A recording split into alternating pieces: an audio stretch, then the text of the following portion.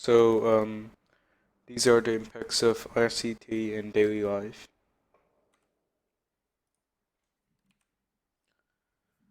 Firstly, we'll go over the advantages. We have the first one is people and most prominently students.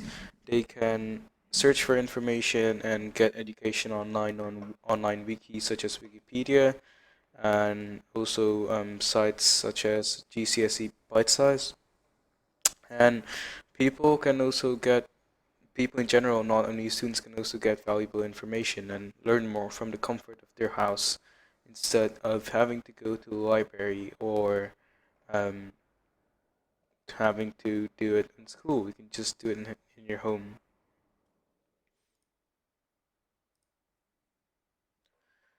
Second advantage is it could connect long lost friends or long distant family members.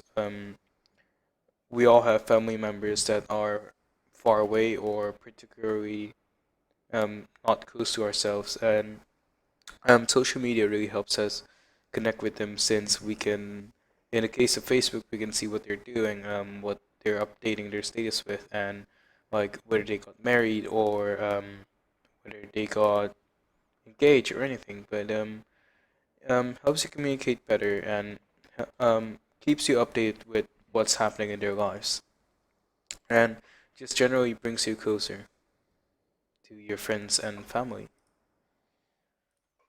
The next advantage is that it allows for the use of e-commerce. Things can be purchased online, such as websites such as Amazon or eBay. They allow users to buy things online, and then the company will ship it to their house. Sometimes in the minute, in the sometimes even in hours of the order. When the order is retrieved, and the company might send it, and the user might get it within several hours if the user is nearby the headquarters. But basically, uh, yeah, the buyers won't have to drive, and they can just do it in their house, basically. And another advantage is entertainment is much more widespread now. Even if you have cable television, channels such as HBO, they see the importance of ICT and how much it's growing, and so they create a platform called HBO Go. It's basically a kind of a subscription service where it's like cable TV, but you can watch HBO shows from your phone, from your tablet, from your laptop, or anything. And then there are media sharing outlets such as Netflix or YouTube, which is also forms of entertainment. And if you have Netflix, it might turn you away from actually going to the cinema and watching the movie. And if you have YouTube, it's a fun way to see what content creators have in store to entertain us. But it's not all happy and jolly. There are disadvantages to ICT. Prolonged use of computers can cause problems such as eye strain, back problems, and wrist pain. And note, keep in mind that this is prolonged use. If you're only using it for like 30 minutes, you most likely won't have or encounter these problems. Now, treatment. How do you help those those like those consequences of prolonged use of the computers or just sitting around on your laptop all day? Wrist pain. Wrist pain can be countered by getting a more ergonomic mouse because most times, uh, like a large part of the time, it's because companies don't really pay attention to the shape of their mouse, and so most companies buy pre-built computers, and they usually come with a keyboard and mouse setup. But most of the most of the mice aren't ergonomic, or they don't really care for the design. It's just it's there to get the job done, and getting more ergonomic mouse won't completely eliminate wrist pain, but it might help you. And also, This distance between your keyboard and mouse. There are multiple articles online detailing on how far apart they should be, but they shouldn't be too far apart, or they shouldn't be far too close to each other because um, it might cause wrist pain because it's not natural. Back problems. Back problems are usually caused by leaning forward or leaning backwards too much. But in general, you should sit straight or sit at an angle of 100 something degrees, which is actually a natural position for your spine. But there are certain things you can purchase, such as a lumbar support pillow. It basically supports your lumbar, which is the lower part of your back, which encounters a lot of the pressure. And a good way of detailing better posture whilst sitting around the computer is that your monitor should be eye level whilst your feet touches the ground, and your arms should be in the same level as your desk, so that you don't have to reach up or reach down. Finally, eye strain. How can eye strain be solved?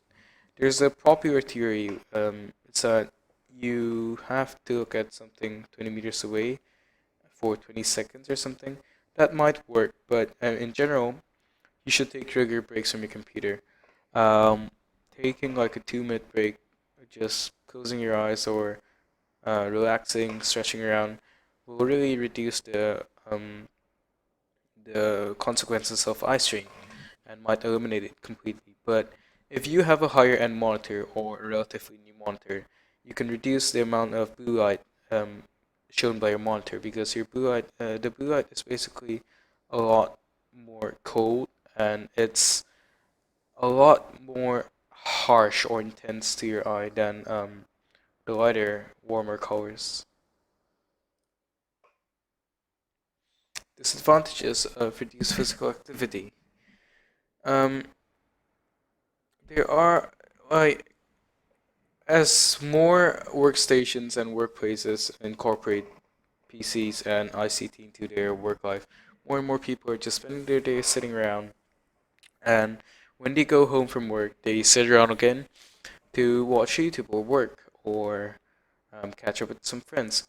So, reduced physical activity is definitely a problem. And with the use of the internet, where you can work, entertain yourselves, and talk to your friends all in one place at one computer, it's really hard to actually go out of your way to exercise since it's so convenient since everything's in one place. But you should really do some physical activity, uh, do some physical activities from time to time to really and to really counter the effects of sitting around too much.